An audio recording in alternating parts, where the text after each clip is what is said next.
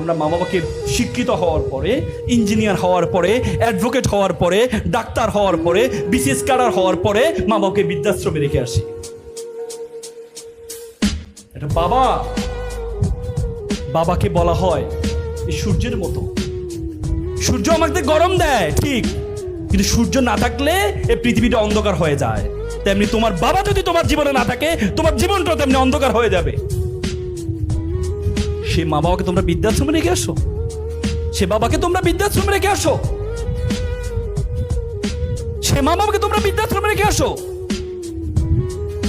ওয়াকফিত লাহুমা জানাউযুল মিনার রাহমা ওয়া কুল রাব্বিরহামহুমা কামা রাব্বায়ানি সগীরা।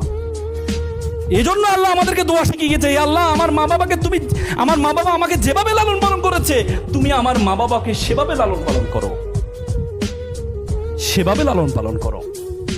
এই যে তোমরা এখানে যারা আছো, ফ্যামিলি, FAMILY, ফ্যামিলি। ফ্যামিলি মানে এখন থেকে মনে রাখবো, F for father, A for and, M for mother, I for I, L for love, Y for you. Father and mother, I love you, it's called a family.